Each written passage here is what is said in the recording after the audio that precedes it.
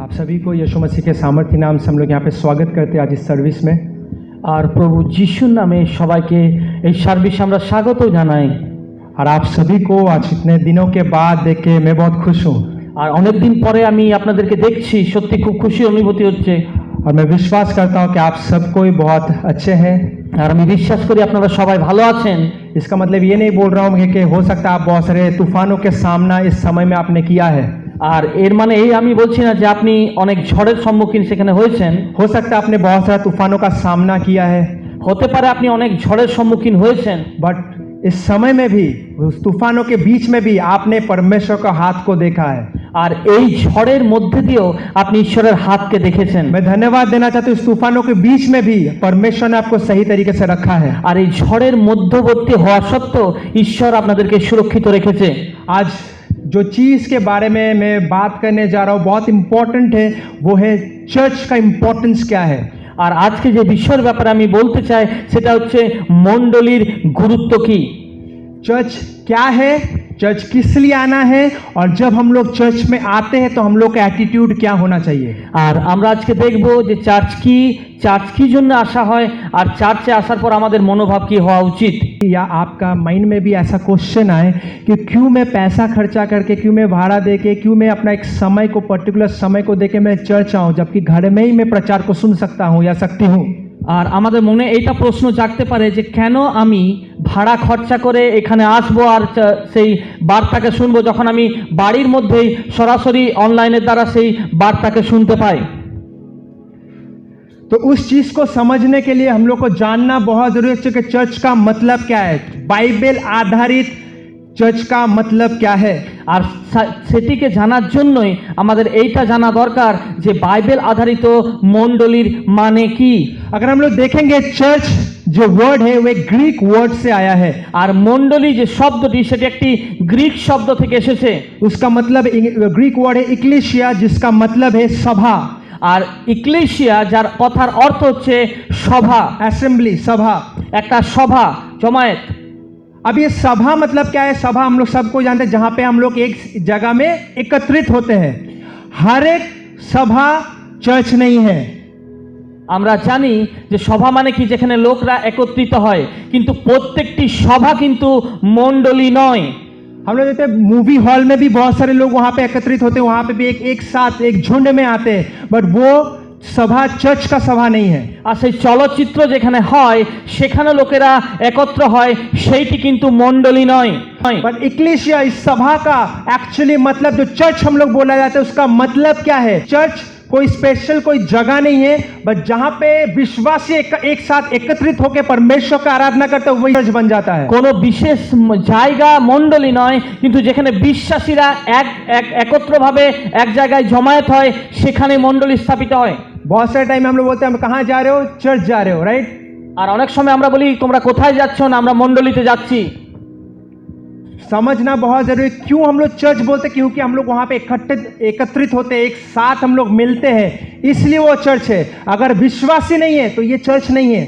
আর আমরা কেন সেটিকে মণ্ডলী বলছি, কারণ বিশ্বাসীরা সেখানে এসে জমায়েত করে, এক সঙ্গতিতে আসে, সেইটা যদি সেখানে বিশ্বাসীরা না থাকে সেটা কিন্তু মণ্ডলীর মধ্যে আসবে না। हम लोग बाइबल में भी बहुत ऐसा जगह देखते हैं जहाँ पे लिखा चर्च ऑफ एफिसस के चर्च, कोरिन्थ के चर्च। मतलब क्या है, जहाँ पे विश्वासी एक साथ एकत्रित होते थे, वो जगह का, उस लोकल जगह को, एक जो एकत्र हुआ जगह को, जहाँ पे वो विश्वासी के झुंड को बोला जाता था चर्च। আর আমরা বাইবেলে দেখেছি ইফিসীয় মণ্ডলী, কোরিন্থীয় মণ্ডলী, কিন্তু সেই জায়গাটি নয়, কিন্তু সেই জায়গাতে যখন একটা বিশ্বাসী দলরা একত্র হতো সেই জায়গাটিকে মণ্ডলী বলা হতো। বিশ্বাসী দলকে বলা হতো चर्च, সেই বিশ্বাসী দলকে বলা হতো।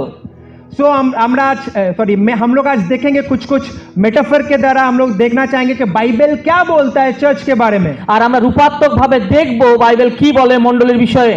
पहला है church is the body of Christ. আর মণ্ডলী হচ্ছে ঈশ্বর প্রভু যিশুর দেহ। चर्च यीशु मसीह का देह है, আর মণ্ডলী হচ্ছে প্রভু যিশুর দেহ। अगर हम लोग पहला कोरिन्थीय उसका 12 अध्याय 13 से 14 पद को अगर हम लोग देखेंगे, আর আমরা প্রথম কোরিন্থীয় তার 12 অধ্যায় 13-14 পদকে আমরা যদি দেখি, हम लोग सबको मिल के निकालेंगे। पहला कोरिन्थीय उसका 12 अध्याय का 13 से 14 पद। প্রথম কোরিন্থীয় তার 12 অধ্যায় 13 এবং 14 পদ।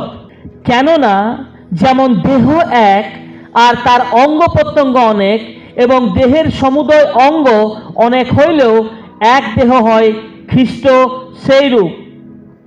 ফলত আমরা तो अगर हम लोग देखेंगे, for by one spirit we are all baptize into one body.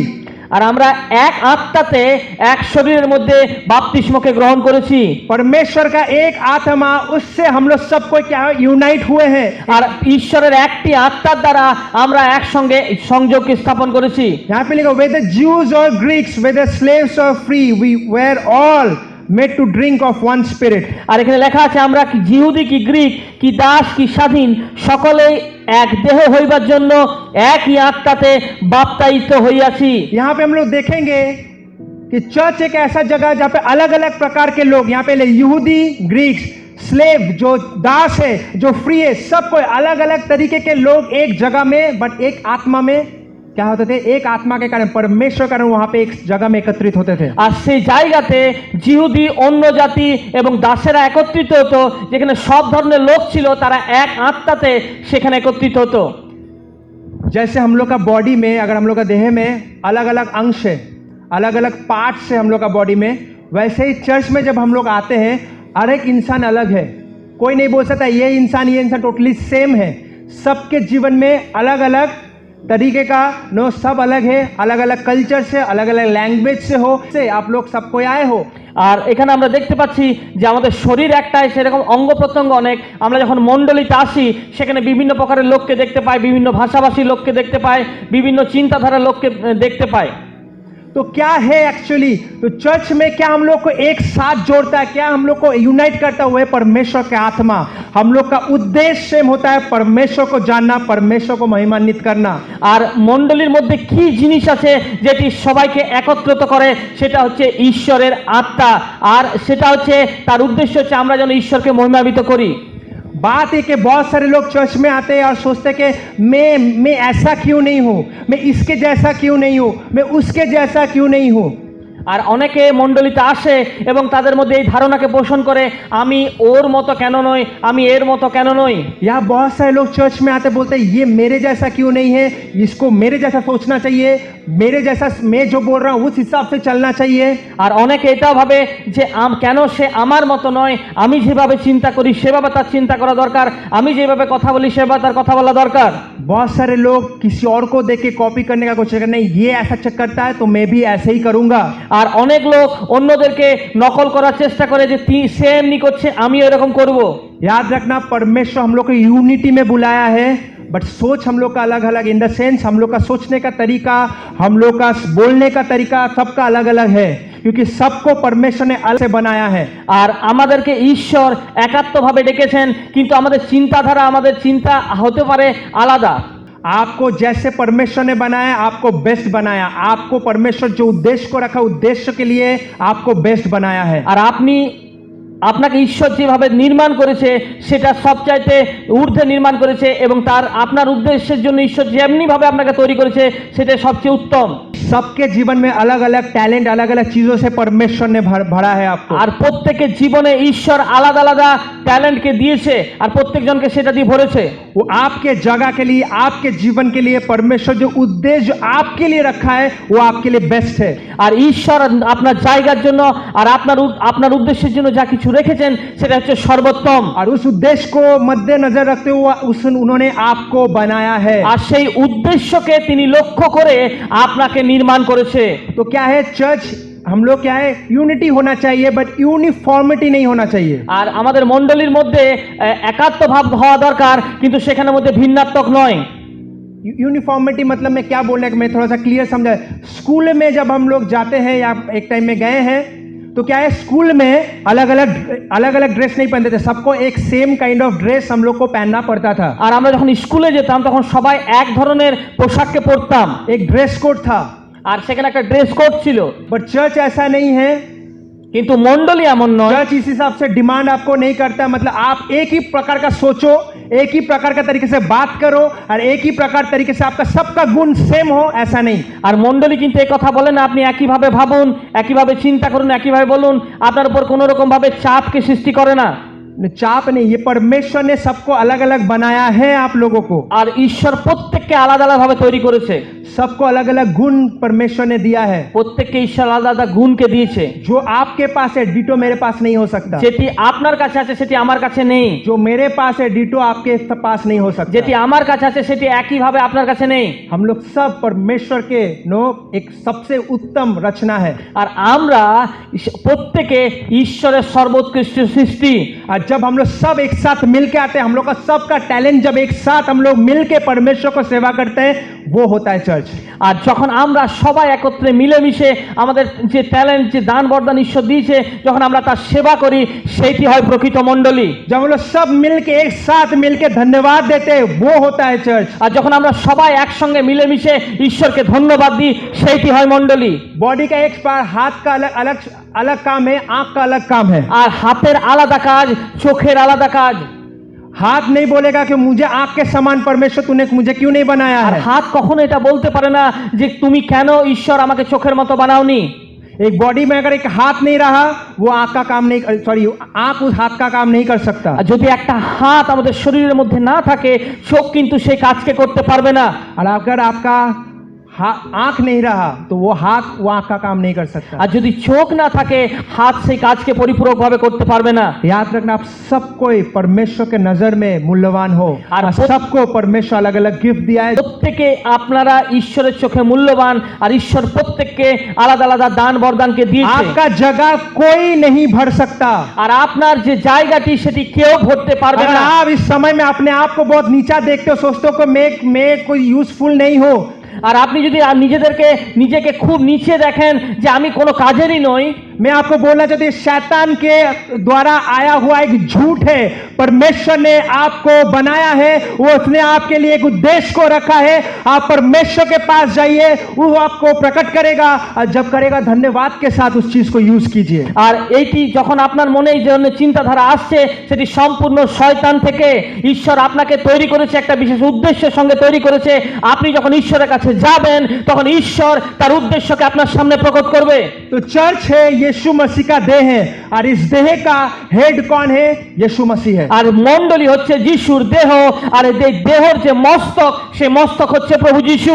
इफिसियो उसका 1:22 पद ऐसे कहता है, इफिसियो उसका 1:22 पद ऐसे कहता है, God placed all things under his feet and appointed him to be head over everything for the church।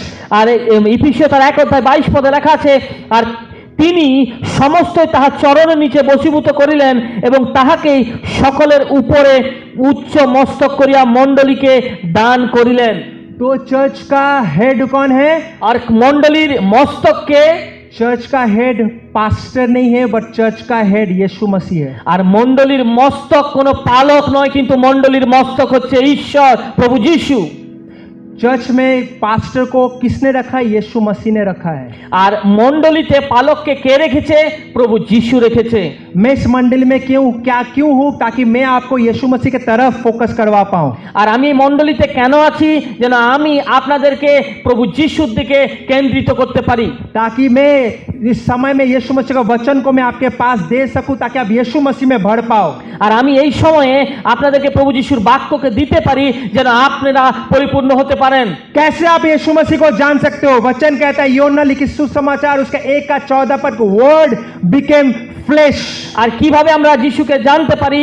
R Bible বলে বাক্য মাংসে মূর্তিমান হলো।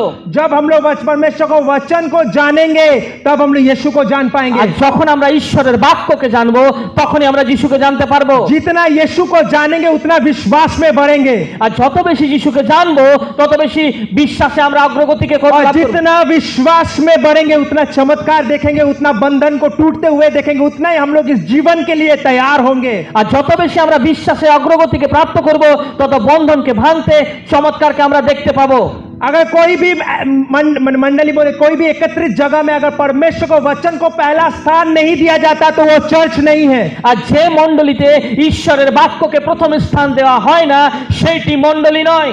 चर्च एक एंटरटेनमेंट शो नहीं है। আর মণ্ডলী কোনো রোমাঞ্চকর বা এন্টারটেনমেন্টের জায়গা নয়। There is no perfect church. আর আমাদের এই পৃথিবীতে কোনো সিদ্ধ মণ্ডলী নেই। ऐसा कोई मंडली नहीं जहां पे आप कुछ भी सब कुछ सही देखोगे, एकदम सिद्ध होगा, कोई भी गलत नहीं होगा, कोई भी मतलब खूट नहीं होगा, ऐसा मंडली नहीं है। এমন কোনো মণ্ডলী পৃথিবীতে পাওয়া যায় না যার মধ্যে কোনো দোষ বা ত্রুটি নেই, बट কিন্তু ऐसा भी मंडली पाया जाता है जो बिब्लिकल नहीं है, ऐसा मंडली हो सकता है। কিন্তু এমনও মণ্ডলী এই পৃথিবীতে পাওয়া যায় যেটি বাইবেল আধারিত নয়। आज हम बहुत सारे हम लोग जगह में देख रहे हैं जहां पे शैतान चर्च के अंदर काम करना स्टार्ट कर चुका है। पुलपिट परमेश्वर का प्रचार का जगह ना बन के एक एंटरटेनमेंट शो हो चुका है।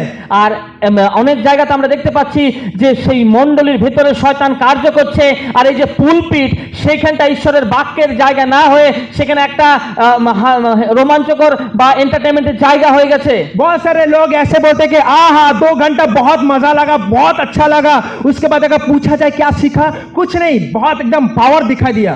আর যখন আমরা তাদেরকে তারা বলে যে 2 ঘন্টা আমাদের খুব মজা লাগলো, খুব ভালো লাগলো, কিন্তু যখন তাদেরকে জিজ্ঞেস করবেন আপনি কি শিখতে পারলেন, বলে আমি কিছু শিখিনি কিন্তু খুব সামর্থ্যের অনুভব করলাম। मैंने एक नया इंसान से बात कर रहा था, उसको मैं समझा रहा था चीजों को, तो वो ये बोल रहा है कि लाइफ में बहुत दुख कष्ट होता है, बट 2 घंटा जब चर्च में जाते झूमते नाचते, थोड़ा सा कष्ट हो, थोड़ा सा बाहर जाता है, उसके इसलिए हम 2 घंटा हम छोड़ते नहीं, 2 घंटा हम हर संडे चर्च में जाते हैं। আর আমি একজন বাইরের লোকের সঙ্গে কথা বলছিলাম, সে বলছে আমার জীবনে অনেক দুঃখ কষ্ট আছে, কিন্তু যখন আমি মণ্ডলীতে সে রবিবার দিন 2 ঘন্টা আমি ব্যতীত করি, সেই সময় যখন আমি নাচি গান করি তখন কিছুটা কষ্ট আমার মনে হয় কমে যায়।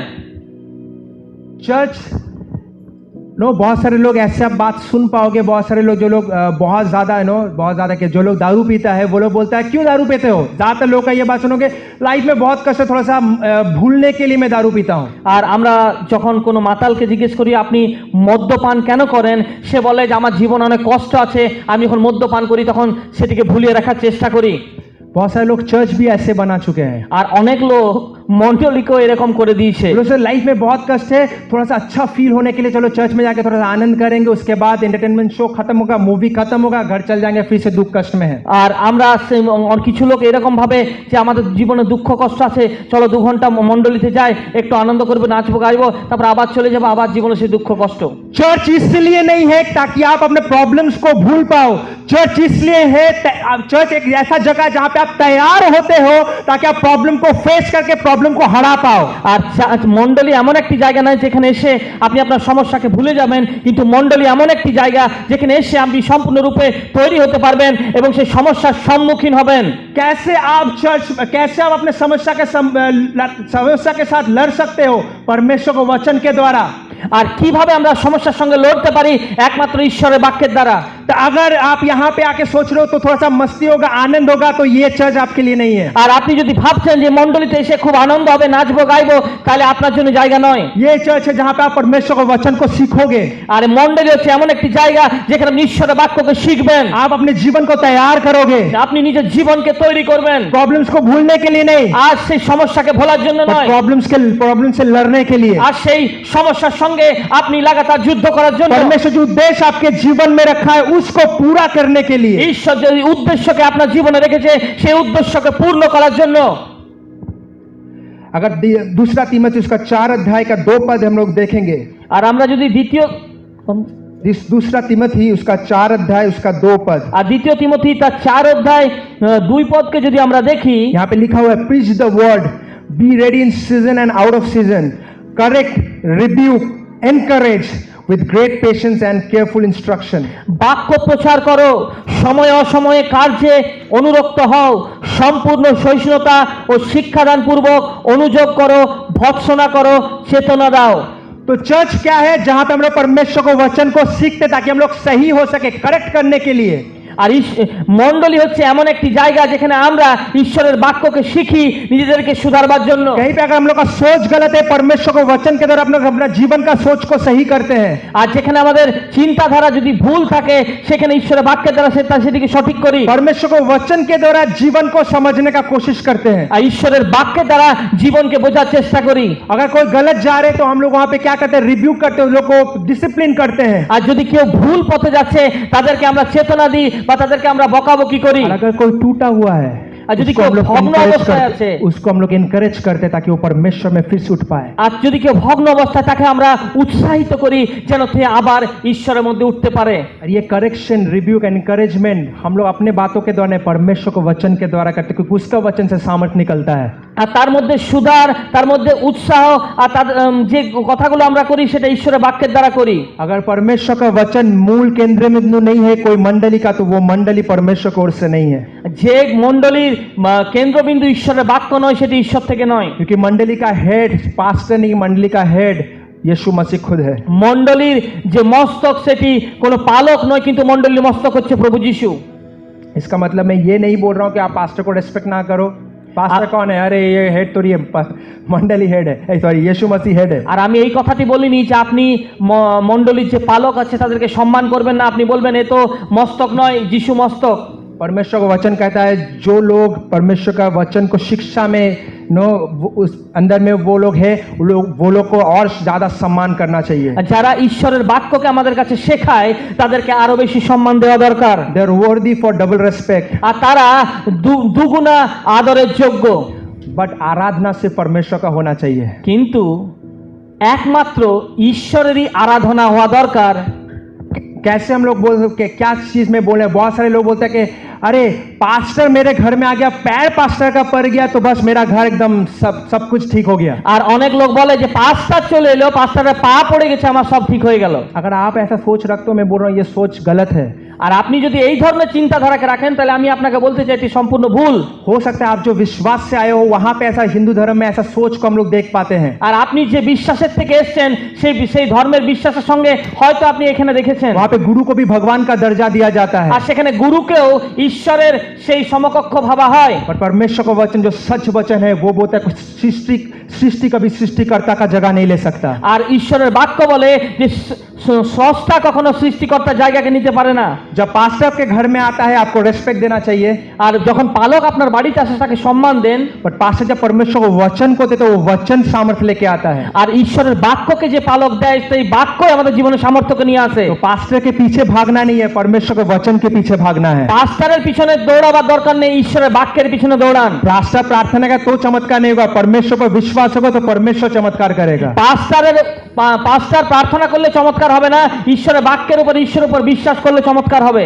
तो आपको परमेश्वर ने पास्टर को, कोई भी पास्टर को रखा है, किस लिए रखा है? ताकि आप परमेश्वर में बढ़ पाओ, परमेश्वर वचन में बढ़ पाओ। আর ঈশ্বর সেই পালককে রেখেছে তার একটাই কারণ যেন আপনি ঈশ্বরের বাক্যের মধ্যে বৃদ্ধিকে প্রাপ্ত করুন। वचन सामर्थ्य को लेके आता है, ना আর कि বাক্যই সামর্থ্যকে নিয়ে আসে, না পালক নয়। दूसरा चीज, church is a temple of God. আর মণ্ডলী হচ্ছে ঈশ্বরের গৃহ, ঈশ্বরের मंदिर। ঈশ্বরের মন্দির। Church is the temple of God. আর মণ্ডলী হচ্ছে ঈশ্বরের মন্দির। अगर हम लोग देखेंगे पहला कोरिन्थियोस का 6 अध्याय में यहाँ पे लिखा है कि आप हम लोग का देह क्या है? पवित्र आत्मा का मंदिर है। আর বাইবেল বলে যে আমাদের যে দেহ সেটি হচ্ছে পবিত্র আত্মার মন্দির। यस, वहाँ पे एक एक विश्वासी को बोला जा रहा है हम लोग सबका जीवन में पवित्र आत्मा रहता है, हम लोग का हृदय परमेश्वर का मंदिर, पवित्र आत्मा का मंदिर है। আর এখানে প্রত্যেক ব্যক্তিগত রূপে প্রত্যেকজনকে বলা হচ্ছে যে আপনারা হচ্ছেন ঈশ্বরের মন্দির আর পবিত্র আত্মা আপনার মধ্যে থাকে। जो जो यीशु मसीह पे विश्वास किया, यीशु मसीह को अपने त्राणकर्ता के हिसाब से ग्रहण किया, उसके जीवन में पवित्र आत्मा आया है। আর যারা প্রভু যিশুকে উদ্ধারকর্তা ত্রাণকর্তা হিসাবে গ্রহণ করেছেন তাদের প্রত্যেকের জীবনে পবিত্র আত্মা আছে। और इस बॉडी को, इस देह को आप ऐसे इस्तेमाल नहीं कर सकते, ये परमेश्वर के महिमा के लिए आप इस्तेमाल करोगे। আর এই দেহটাকে আপনি এই যেমন তেমন ভাবে ব্যবহার করতে পারেন না, সেটি একমাত্র ঈশ্বরের মহিমার জন্য ব্যবহার করতে পারেন। बट अगर पहला कोरिन्थियो उसका 3 अध्याय का 16 पद देखोगे, আর যদি প্রথম করিন্থীয় 3 অধ্যায় 16 পদকে দেখেন, वहां पे लिखा है don't you know that you yourself are God's temple. আর তোমরা কি জানো না তোমরাই হচ্ছে ঈশ্বরের মন্দির। यहाँ पे तुम लोग एक इंसान को नहीं बट सबको बोला जाए, चर्च जब एकत्रित, हम लोग जब एक झुंड है जो विश्वास में एक आत्मा में जब हम लोग एकत्रित हुए हैं, वो होता है उसको बोला जा रहा है परमेश्वर का मंदिर। আর এখানে একজনকে নয় একত্রভাবে সাময়িক সবাইকে বলা হচ্ছে যে আমরা যখন সব এক আত্মাতে উপস্থিত হই সেইটি হচ্ছে ঈশ্বরের মন্দির। तो क्रिश्चियनिटी एक ऐसा नहीं जब आप इंडिविजुअली अपना लाइफ को जियो। আর সেই খ্রিস্টানিটি এইরকম নয় যে আপনি ব্যক্তিগতভাবে নিজের জীবনকে বাহিত করবেন। आप एक होता है व्यक्तिगत परमेश्वर के साथ संपर्क, আর একটা হচ্ছে ব্যক্তিগত রূপে ঈশ্বরের সঙ্গে সম্পর্ক। और एज अ चर्च एक होल बॉडी हिसाब से आप जब परमेश्वर के साथ संपर्क रखते हो, আর যখন আমরা সম্পূর্ণরূপে একত্র রূপে ঈশ্বরের সঙ্গে সম্পর্ককে স্থাপন করি, इसका मतलब क्या है ये एक्चुअली? আর এটা কি? इसको समझने के लिए हम लोग आज इसके साथ साथ हम लोग समझेंगे कि चर्च का इंपॉर्टेंस क्या है। আর আমি এর সঙ্গে সঙ্গে বুঝবো যে মণ্ডলীর গুরুত্ব কি। अगर जेनेसिस उसका 2 अध्याय के उसका 18 पद, उत्पत्ति उसका 2 अध्याय का 18 पद अगर हम लोग देखेंगे, আর আমরা যদি उत्पत्ति আদি পুস্তক তার 2 অধ্যায় 18 পদকে দেখি, यहाँ पे लिखा हुआ है, it's not good for a man to be alone. আর এইটি আর মানুষের একা থাকা ভালো নয়। आदम के लिए अच्छा नहीं है कि वो अकेला रहे। আর ঈশ্বর আদমকে বলেছিলেন যে তার জন্য একা থাকা ভালো নয়। जरूरी नहीं है, शादी के बारे में नहीं बोल रहा है। आदम और ईव, ऑब्वियसली ईव को बनाया गया था, एक सुटेबल हेल्पर को बनाया गया, बट ये जरूरी नहीं कि शादी का कॉन्टेक्स्ट में ही सिर्फ परमेश्वर ने बोला। আর এইটি মানে কোনো গুরুত্বপূর্ণ নয় যে একমাত্র বিবাহ ক্ষেত্রে এইটি বলেছিল। হ্যাঁ, ঈবকে সে হাওয়াকে ঈশ্বর নির্মাণ করেছিল আদমের জন্য, बट यहाँ पे बोलने का मतलब है कि इंसान अकेला कभी जी नहीं सकता, क्योंकि इंसान को अकेला जीने के लिए नहीं बनाया गया है। इंसान एक साथ एक फेलोशिप में, एक सहभागिता में ही जी सकता है। আর যে মানুষকে ঈশ্বর সৃষ্টি করেছেন সে একাকী থাকতে পারে না, সে একমাত্র যখন সহভাগিতার মধ্যে থাকবে তখনই সে বাঁচবে। अगर वो जी रहा है but it is not good परमेश्वर के नजर में। আর যদি সে বাঁচছে সেটি খুব ভালো নয়।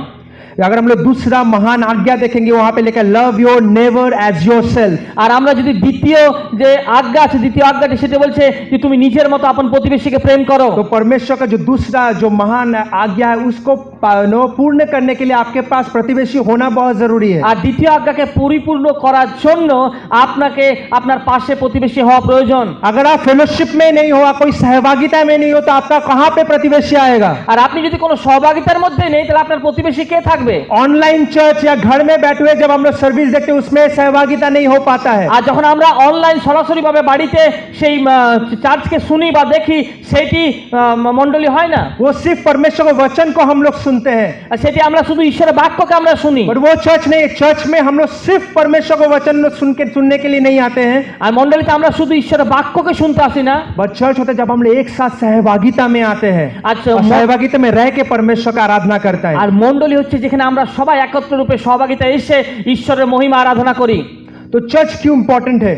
কেন মণ্ডলী খুব গুরুত্বপূর্ণ? चर्च का जो फैमिली है, जो आत्मिक, ये जो फैमिली जहां पे हम लोग एक साथ मिलके बैठे हुए हैं, আর যখন আমরা আত্মিক পরিবার রূপে যখন আমরা একসাথে বসি, ये प्लेस को सिर्फ नहीं बोल रहा, आप इंडिविजुअली, आप लोगों को मैं बोल रहा हूं। আর শুধু এই জায়গাটি নিয়ে প্রত্যেকজন ব্যক্তিগত রূপে আপনাদেরকে বলছি। जब हम लोग एकत्रित जीते हैं अपना जीवन में, আর যখন আমরা একাত্ম রূপে নিজের জীবনকে বাহিত করি, ये एक बहुत महत्वपूर्ण रोल प्ले करता है हम लोग के আর जीवन খুব में। গুরুত্বপূর্ণ রোল আমাদের জীবনে হয়।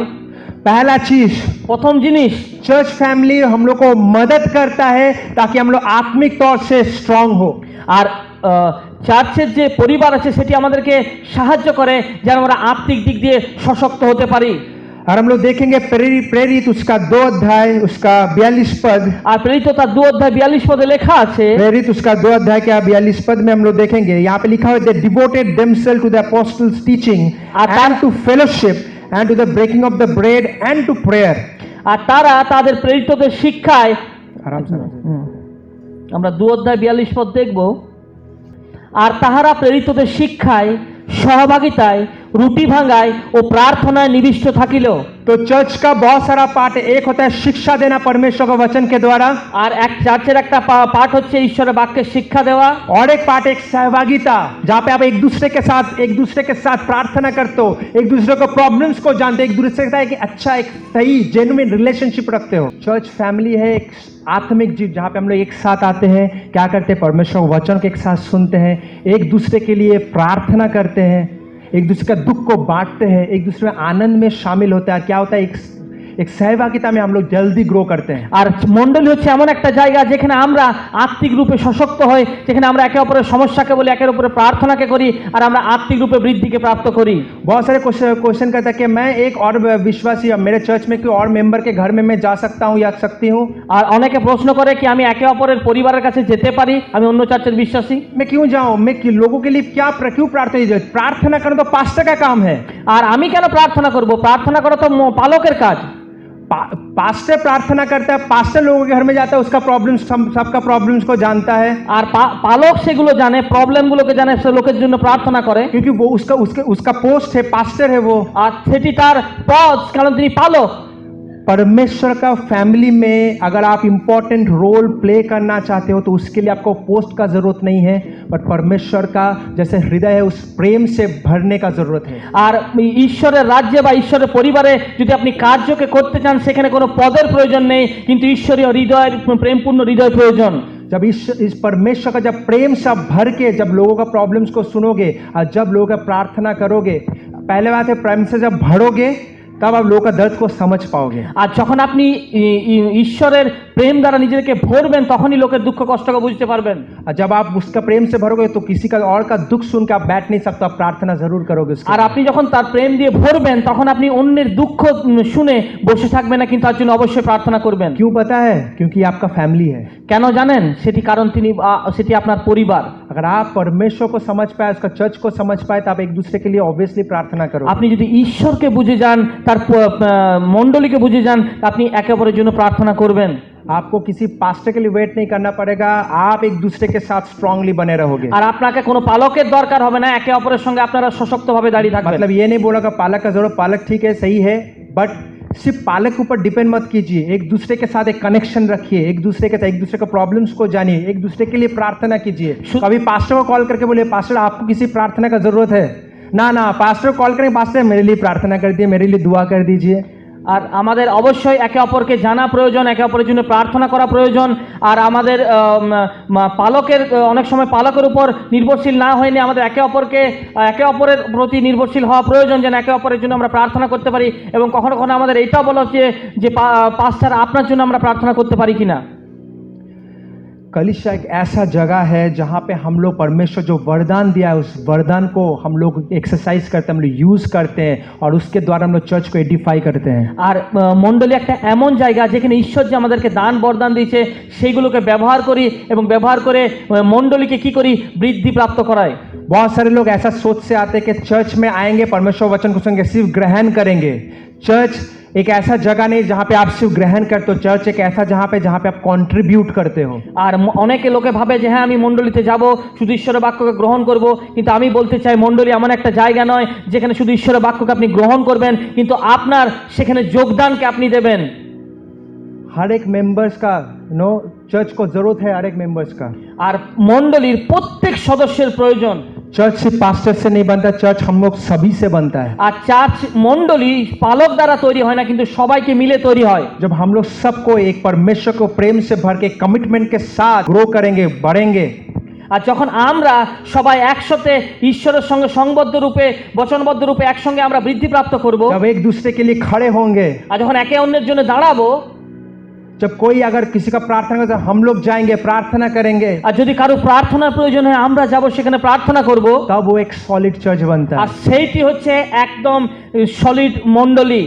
कंट्रीब्यूशन सिर्फ मैं नहीं बोल रहा हूँ कि हाँ पास्टर मैं तो जो टाइस जो वही कंट्रीब्यूशन है, टाइस में पैसा देता हूँ, वो देता हूँ, नहीं वो कंट्रीब्यूशन का बात मैं सिर्फ नहीं कर रहा। আর আমি শুধু মণ্ডলীতে এসে নিয়ে যে দান দশমাংশ হয় সেইগুলোর কথা আমি বলিনি, मैं सिर्फ उसका बात नहीं कर रहा। हाँ कंट्रीब्यूट करना, वो चर्च को ऑफरिंग आप दे रहे हो, सही बात है, वो वचन में लिखा हुआ है, हम लोग सब चर्च में ऑफरिंग देते हैं। আর হ্যাঁ এটি ভালো কথা, আমি শুধু সেইটির কথা বলছি না যে আপনি যে দান দশমাংশ দিচ্ছেন, বাক্যও তাই বলে আমরাও দান দশমাংশ দিই। पर सिर्फ दान दशमांश देना और बोले हाँ मैं तो कंट्रीब्यूट कर रहा हूँ, वो कंट्रीब्यूशन का सिर्फ बात हम लोग नहीं कर আর रहे। হ্যাঁ আমি তো দান দশমাংশ দিচ্ছি, আমি তো যোগদান দিচ্ছি, তার ব্যাপারে আমি শুধু বলছি না। कंट्रीब्यूट आप अपना टाइम को करो, कंट्रीब्यूट आप अपना जो गुण जो परमेश्वर ने आपको दिया है उस गुण को करो। আপনার সময়কে আপনি যোগদান করুন, যে গুণ আপনাকে দিচ্ছে তার যোগদান আপনি করুন। उस गुण के द्वारा परमेश्वर का सेवा करो আর সেই গুণের দ্বারা আপনি ঈশ্বরের সেবা করুন। और फैमिली को सही तरीके से रखो। আর পরিবারকে সঠিকভাবে রাখুন। चर्च का जो फैमिली है, মণ্ডলীর যে পরিবার আছে, जब हम लोग हर किसी को अलग अलग परमेश्वर ने गुण दिया है, আর প্রত্যেকজনকে আলাদা আলাদা ঈশ্বর গুণ দিয়েছে। हो सकता है इस रूम में जो लोग बैठे हुए कोई कोई बहुत अच्छा से बात करना जानते लोगों से, আর এই রুমের মধ্যে যারা বসে আছে অনেক লোক আছে যারা একে অপরের সঙ্গে কথা বলতে জানে ভালো করে। बात करने का मतलब बात अच्छा तरीके से ऑब्वियसली सभी करते हैं, बट मैं ये बोल रहा हूँ जो अननोन व्यक्ति, कोई भी रास्ता में कोई भी इंसान जा रहे हैं, बहुत सारे लोग का गिफ्ट होता है, वो कभी भी किसी के साथ आराम से जाके घुल मिल सकते हैं। अब देखो ऐसे लोग আর অনেক অনেক লোকের এটা একটা বরদান থাকে যে অচেনা অপরিচিত লোকের সঙ্গে গিয়ে সঙ্গে সঙ্গে তার সঙ্গে ঘুলে মিলে যায়। वो लोग को शायद ज़्यादा टाइम नहीं लगता है एक दूसरे के साथ घुलने मिलने में, क्योंकि वो लोग बहुत एक्सट्रोवर्ट है, तो लोग बात करना पसंद करते हैं। আর তাদেরকে বেশি সময় লাগে না একে অপরের সঙ্গে পরিচয় করার জন্য, কারণ তারা কথা বলতে পছন্দ और করে। बहुत ऐसे भी लोग पाए जाते हैं जो लोग उतना जल्दी मिल नहीं पाते हैं, আর অনেক লোক এমনও পাওয়া যায় যারা একে অপরের সঙ্গে মিলতে পারে না। पर जो लोग जल्दी घुल मिल सकते हैं, याद रखना परमेश्वर को इवांजलिस्ट का गिफ्ट दिया है। আমেন।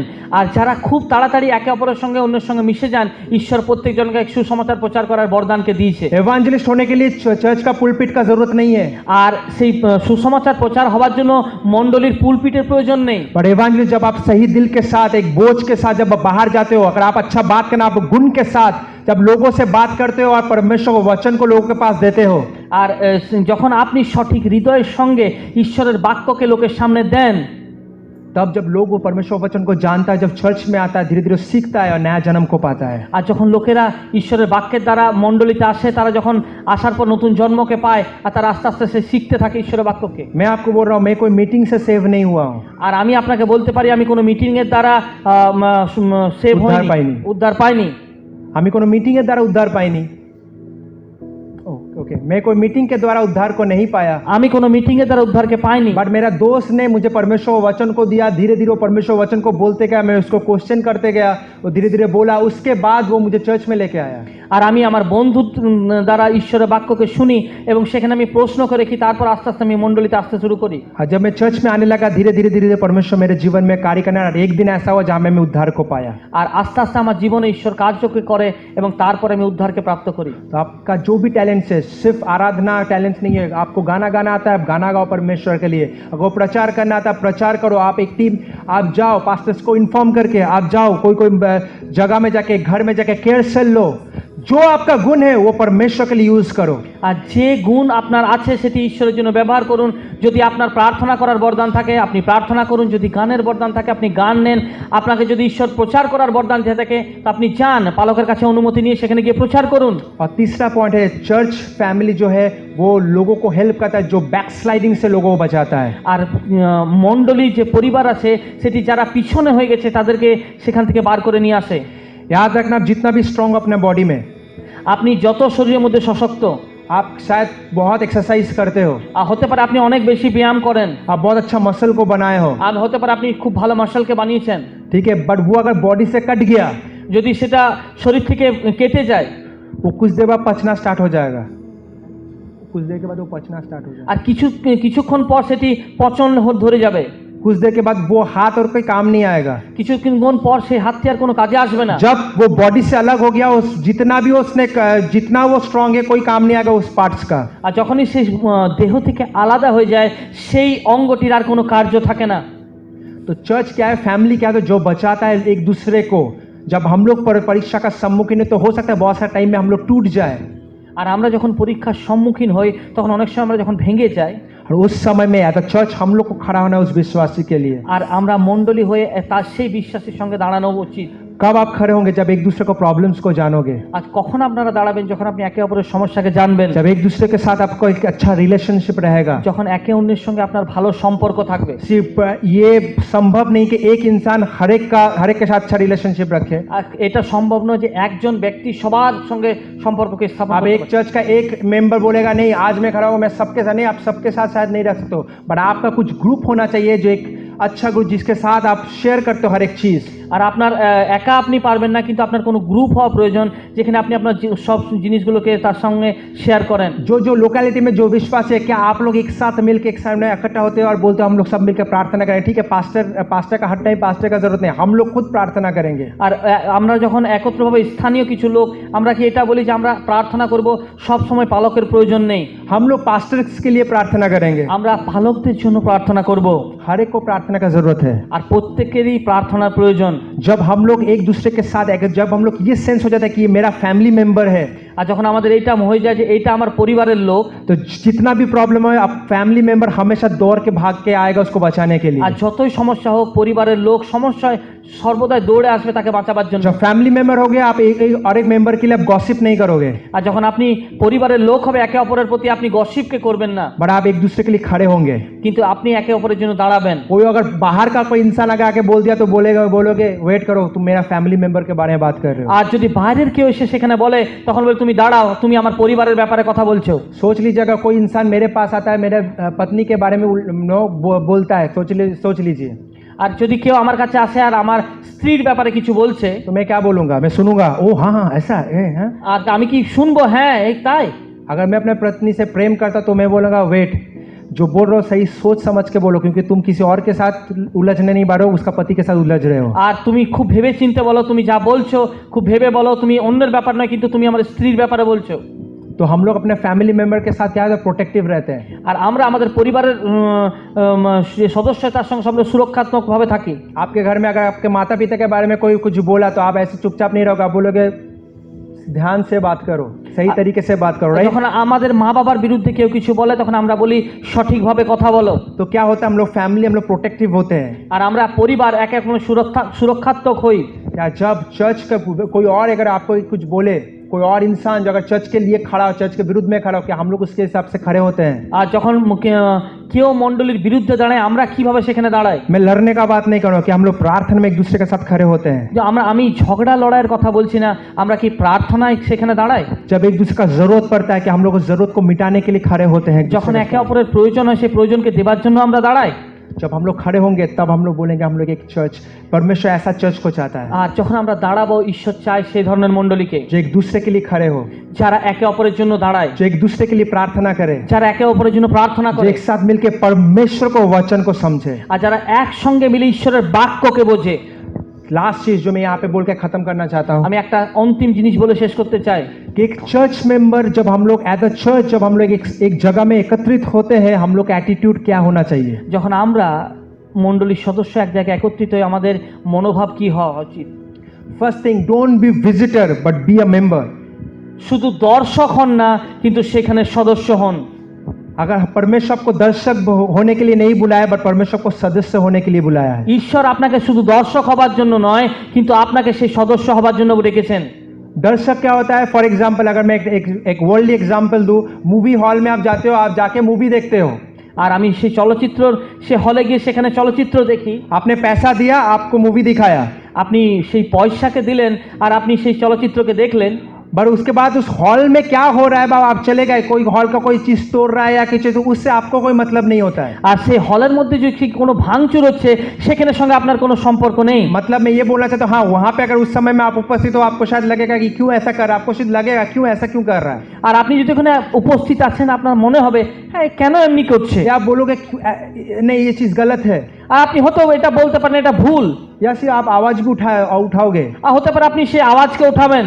बट उस चर्च को सॉरी उस मूवी हॉल को मेंटेन करना आपका रिस्पॉन्सिबिलिटी नहीं है। আর সেই যে চলচ্চিত্র যে হলটি সেটাকে মেনটেন করা আমাদের সম্ভব নয়। अगर उस हॉल में कुछ चीज खराब हो गया, कोई इंसान आपको आके नहीं पूछेगा क्यों हुआ ये ऐसा खराब।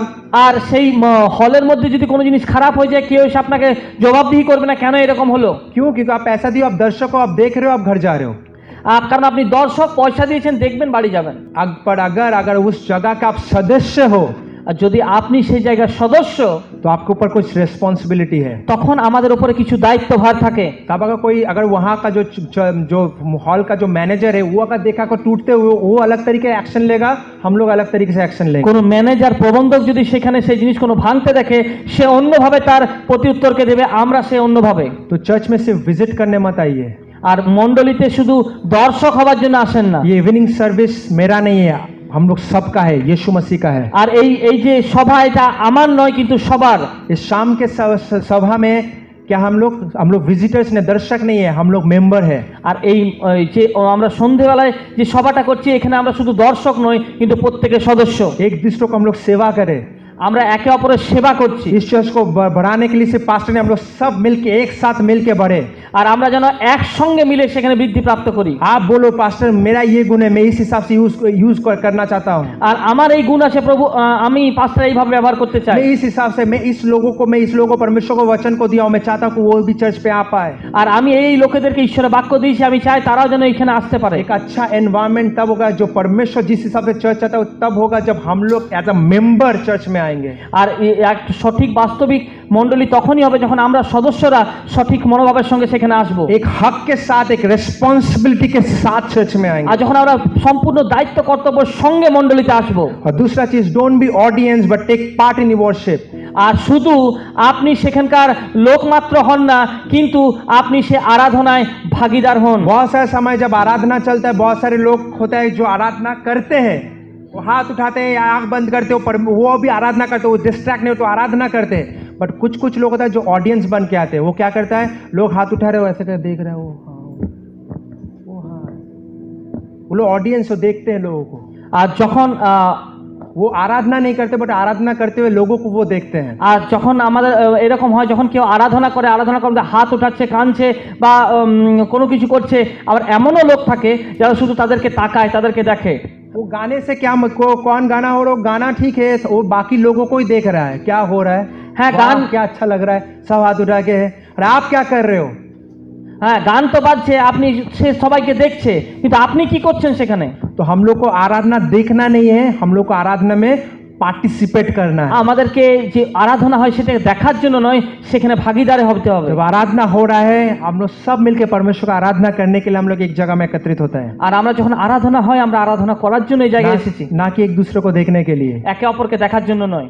तीसरा चीज তৃতীয় জিনিস, जो बहुत इंपॉर्टेंट है, ये बोल के मैं खत्म करूंगा, टाइम हो चुका তৃতীয় है। জিনিस হচ্ছে डोंट सिर्फ फिजिकली प्रेजेंट मत रहिए, मेंटली भी प्रेजेंट रहिए। শুধু শারীরিক দিক দিয়ে এখানে উপস্থিত থাকেন না, কিন্তু আপনি মানসিক দিক দিয়েও আপনি এখানে উপস্থিত থাকুন। मतलब क्या बोल रहा है, बहुत सारे लोग यहाँ पे प्रेजेंट है बट सोच कहीं और है। হ্যাঁ, অনেক লোক এখানে আছে কিন্তু তার চিন্তা কিন্তু সম্পূর্ণরূপে আলাদা। अरे 5 बजे तो आ गया, खाना कौन बनाएगा? হ্যাঁ, সময় তো হয়ে গেছে, এবারে খাবার কি করে করব? अरे इस जगह में मेरे को वहाँ पे सब्जी लेके आना, नहीं तो मेरा बीवी मेरा पागल कर देगी मुझे। আর আমাকে তো সেখানে সবজি আনতে হবে, নাহলে তো আমার বাড়িতে অসুবিধা হয়ে যাবে। जब आप चर्च में हो, जब ऐसे जैसे आप शारीरिक तौर से बैठे हुए हो, जब आराधना कर रहे हो, आप मेंटली भी वहाँ पे रहो। হ্যাঁ, আপনি শারীরিক দিক দিয়ে নয়, কিন্তু মানসিক দিক দিয়েও আপনি সেই জায়গায় উপস্থিত থাকুন। शारीरिक दिख दो और मानसिक दिख दो, अपने एक जगह प्रेजेंट থাকুন। হ্যাঁ, तो परमेश्वर हम लोग को आत्मा और सच्चाई से आराधना करने के लिए बुलाया है। এই জন্য ঈশ্বর আমাদেরকে আত্মার সত্যতার সঙ্গে আরাধনা করার জন্য বলেছেন। परमेश्वर हम लोग को बैठे रहने से सिर्फ हाथ उठाने के लिए नहीं, बट परमेश्वर उस आराधना में पार्ट लेने के लिए बुलाया है। ঈশ্বর শুধু বসে হাত ওঠাবার জন্য নয়, কিন্তু সে আরাধনার ভাগীদার হওয়ার জন্য ডেকেছে। सिर्फ बैठे, सिर्फ बहुत सारे लोग ये सोचते हैं कि कब चर्च का प्रचार खत्म होगा, मैं दौड़ के जाऊंगा, पास्टर तेल के लिए प्रार्थना कर दीजिए। আর अनेक समय অনেকে ভাবে যে কখন মণ্ডলীর প্রার্থনা শেষ হবে, প্রচার শেষ হবে, আমি যাব জল তেলের জন্য প্রার্থনা করাবো। प्रचार चल रहा है, वो घड़ी देख रहा है, खत्म होगा, वेट करो, तेरे पास शेष होवे। ऐसा नहीं होना चाहिए। हम लोग को परमेश्वर वचन जो सामर्थ, वो सबसे इंपॉर्टेंट है। वहां पे हम लोग को जाग के रहना है, सुनना है, ताकि जब हम लोग इस चर्च से बाहर जाए, मतलब इस जगह से बाहर जाए, हम लोग लाइफ को यीशु मसीह के नाम से, उसका वचन के सामर्थ्य से तोड़ पाए, আর আমরা लाइफ का युद्ध को जीत আমাদের पाए। যখন ঈশ্বরের বাক্য প্রচার হয়, সেখানে আমাদেরকে জাগ্রত হওয়া প্রয়োজন, যে যখন আমরা এই জায়গা থেকে বাইরে হই, আমাদের বাইরে যে যুদ্ধ চলছে সেই যুদ্ধকে আমরা জিততে পারি। तो क्वेश्चन ये है, क्या है आप होना चाहते हो, मेंबर होना चाहते हो या दर्शक होना चाहते हो चर्च का? আজ প্রশ্ন এইটাই, আপনি কি একজন দর্শক না আপনি সদস্য হতে চান? तो हम लोग क्या है, हम लोग दर्शक नहीं, हम लोग मेंबर है। আমরা দর্শক নই, কিন্তু আমরা সদস্য। आइए क्यों ना साथ मिलकर इस चर्च को बनाएं, আর আমরা একসঙ্গে মিলে মণ্ডলীকে তৈরি করি। क्यों ना साथ मिलकर एक दूसरे का हाथ पकड़े। আর আমরা একসাথে মিলে একে অপরের হাতকে ধরি। जब अकेले रहेंगे बहुत जल्दी हार जाएंगे, আর যদি আমরা একা থাকি আমরা হেরে যাব। और जब साथ मिलकर चलेंगे हराना मुश्किल होगा। আর যখন আমরা একসঙ্গে চলবো, সেখানে হারানো খুব और जब মুশকিল। साथ मिलकर परमेश्वर को वचन में चलेंगे, हराना इम्पॉसिबल होगा। আর যখন আমরা একসঙ্গে ঈশ্বরের বাক্যতে চলবো, সেখানে হার খুব মুশকিল। हो सकता है आप इस समय में ऐसे, हो सकता है आप ये सोचते हो कि चर्च में सिर्फ मैं परमेश्वर वचन को सुनने आ रहा हूँ, আর হতে পারে আপনি ভাবেন যে আমি ঈশ্বরের বাক্য শুনতে এখানে আসছি। पर आज परमेश्वर को वचन के द्वारा परमेश्वर आपके जीवन में बात किया कि आप सिर्फ सुनने नहीं, आप पार्ट लेने आए हो चर्च में। আপনি শুধু ঈশ্বরের বাক্য শোনার জন্য নয়, সেখানে ভাগীদার হওয়ার জন্য এসেছেন। अगर चर्च सिर्फ सुनने के लिए होता तो मैं आपको बोलता चर्च आने का क्या जरूरत है, सिर्फ ऑनलाइन प्रचार सुन लो। আর যদি আপনাকে শুধু চার্চেই শুনতে হবে, বাক্য শুনতে হবে, আপনি বাড়িতে সেটা শুনুন। चर्च में सिर्फ हम लोग सुनने नहीं, हम लोग पाठ लेने आते हैं। আর মণ্ডলীতে শুধু আমরা শুনতে নয়, সেখানে অংশীদার হতে আসি। चर्च सिर्फ रविवार का 2 घंटे का जो हम लोग झुंड है वो नहीं, जब हम लोग बाहर जाते हैं एक दूसरे के साथ कांटेक्ट में रहते हैं। আর রবিবারের দিন যে 2 ঘন্টা আমরা মণ্ডলীতে আসি সেইটি নয়, কিন্তু আমরা যখন বাইরে যাই শেষ হয় তারপরে যখন একে অপরের সঙ্গে আমরা সংস্পর্শে থাকি সেইটা। जब एक दूसरे को हम लोग फोन में बोलते हैं कि मेरा ये प्रॉब्लम है, क्या तुम मेरे लिए प्रार्थना करोगे। যখন আমরা বলি আমার এই সমস্যা আছে, তুমি কি আমার জন্য প্রার্থনা করবে। जब हम लोग किसी का प्रॉब्लम में भाग के जाते हैं बचाने, যখন আমরা একে অপরের সমস্যার মধ্যে সেখানে যাই, जब हम लोग एक दूसरे के लिए केयर करते हैं, वो चर्च है। আর যখন আমরা একে অপরের জন্য সেখানে আমরা কেয়ার করি, সেটা হচ্ছে মণ্ডলী। याद रखना, ये जो फैमिली है अनंत जीवन तक रहेगा, ये मृत्यु के बाद भी रहेगा। আর মনে রাখবেন, এই যে পরিবার আছে এটা মৃত্যুর পরেও থাকবে। मृत्यु के बाद कोई बायोलॉजिकल फैमिली नहीं रहेगा, আর মৃত্যুর পর কোনো শারীরিক পরিবার থাকবে না, बट आत्मिक परिवार रह जाएगा। হ্যাঁ, আত্মিক পরিবার সব সময় থাকবে। क्यों ना एक दूसरे को साथ बढ़ा के, ना कि गॉसिप करके, एक दूसरे का हाथ पकड़े, एक दूसरे को ऊंचा उठाए। আর আমরা एके অপরের বিরুদ্ধে কথা না বলে আমরা একে অপরের হাতকে ধরে আমরা যেন উঁচুতে উঠাই। कोई अगर गलत करे, अगर आपका फैमिली मेंबर गलत करता है तो आप क्या करते हो, कोई बाहर वाला नहीं बोलेगा मैं फैमिली मेंबर हूँ, मैं बात करूंगा। হ্যাঁ, যখন কোনো পরিবারের লোক ভুল করে তখন বাইরের লোক নয়, তখন আমি বলি সেখানে। तो क्यों ना हम लोग एक दूसरे को, अगर कोई गलत करे, एक दूसरे को हम लोग सही करें। যদি কেউ ভুল পথে যাচ্ছে সেটা তাহলে আমরা একে অপরে ও তাকে ভালো করি। एक दूसरे के लिए प्रार्थना, अगर कोई भटक गया तो उस दूसरे के लिए प्रार्थना करें। যদি কেউ ভটকে গেছে তাহলে একে অপরের জন্য প্রার্থনা করি। जब हम लोग वो करेंगे तब वो चर्च बोलेगा। যখন সেইটি করব তখনই হবে সেটি মণ্ডলী। और अगर हम लोग सोचेंगे संडे को सिर्फ आना है, परमेश्वर वचन को सुनना है, प्रार्थना करवाना है, चल जाना है, तो चर्च नहीं हो आप। আর যদি আমরা ভাবি যে আমরা 2 ঘন্টার জন্য আসবো, আরাধনা প্রার্থনা করব, চলে যাব, তবে সেটা মণ্ডলী হবে না। परमेश्वर ऐसा चर्च नहीं चाहता, बट परमेश्वर ऐसा चर्च चाहता है जो एक दूसरे के साथ चले, আর ঈশ্বর এমন মণ্ডলী চান না, কিন্তু এমন মণ্ডলী চান যেন একে অপরের সঙ্গে একজন जो एक दूसरे के साथ चले, एक दूसरे को मिल के परमेश्वर वचन को समझे, একে অপরের সঙ্গে চলা এবং একে অপরের সঙ্গে মিলে ঈশ্বরের বাক্যকে বোঝা, और एक दूसरे के लिए केयर करे। আর একে অপরের যত্নকে नेवा।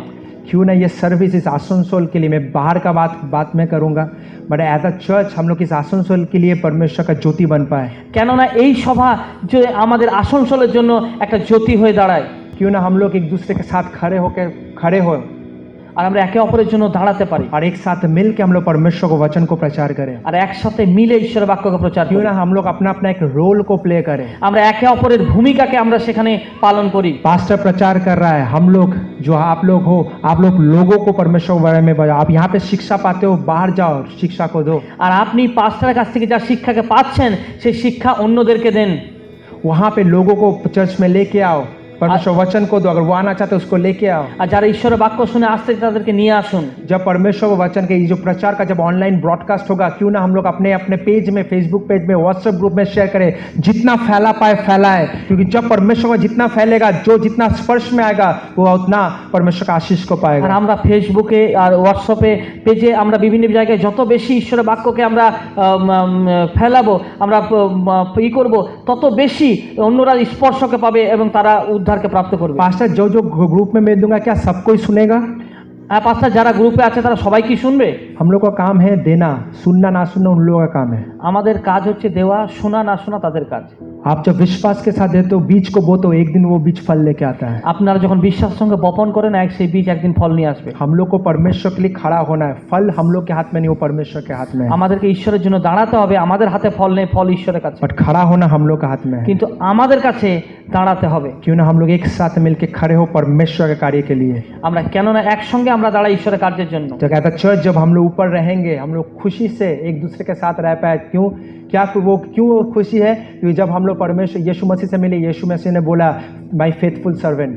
আর যখন আমরা একে অপরের সঙ্গে আনন্দের সঙ্গে থাকি, আমরা যখন যিশুর সঙ্গে মিলিত হব, তখন যিশু আমাদেরকে বলবে আমার বিশ্বস্ত দাস। तो हम लोग एक दूसरे के साथ आनंद करेंगे कि थैंक गॉड हम लोग एक साथ मिलके हम लोग आगे बढ़े थे। আর আমরা সেখানে আনন্দ করব যে হ্যাঁ আমরা এক অপরের সঙ্গে থেকে আমরা আগে বেড়েছি। अगर आपको फास्ट जाना है, যদি আপনাদেরকে দ্রুত যেতে হয়, आप अकेले जाओ। একাই যান। और आपको अगर बहुत दूर तक जाना है, যদি আপনাকে দূরে যেতে হয়, तब एक साथ मिलके जाओ। তখন সাথে মিলে আমাদেরকে। कि जब फास्ट भागोगे, थोड़ा देर बहुत फास्ट जाओगे, बट एक समय जब अकेला भागोगे बहुत जल्दी एक जगह में जाओगे, बट उसके बाद थक जाओगे और आसपास में सामर्थ देने वाला कोई नहीं रहेगा। হ্যাঁ, আমরা যদি দ্রুত যেতে চাই আমরা যাব, যাওয়ার পর একটা সময় আসবে থকে যাব, কিন্তু সেখানে পড়ে যাবার ভয় আছে, কিন্তু আশেপাশে যখন তাকাবো সেখানে আমাদেরকে সামর্থ্য দেবার কেউ और থাকবে जब না। एक साथ मिलके जाएंगे, যখন আমরা একসঙ্গে যাব, अगर गिर गए मुझे पता है कि मेरे पास और एक इंसान है जो मुझे उठा के लेके হ্যাঁ, उठाएगा। আমরা যদি পড়ে যাই আমার কাছে আর একটা লোক আছে যে আমাকে উঠাবে। ये आपका फैमिली है। হ্যাঁ, এটা আপনার পরিবার। और फैमिली में गुस्सा हो सकता है, झगड़ा हो सकता है, হ্যাঁ, পরিবারের মধ্যে রাগ ঝগড়া হতেই পারে, बट फैमिली टूटता नहीं है। কিন্তু পরিবার ভাঙে না। तो हम लोग को भी हमेशा एफर्ट लेना है ताकि हम लोग शांति को बनाए रखें, আর আমাদেরকে এটি প্রচেষ্টা করতে হবে যেন শান্তি সর্বদা বজায় থাকে, ताकि हम लोग यूनिटी में रह पाए। আমরা একতার মধ্যে থাকতে পারি। आइए हम लोग सबको खड़े होते हैं। আমরা দাঁড়িয়ে যাই।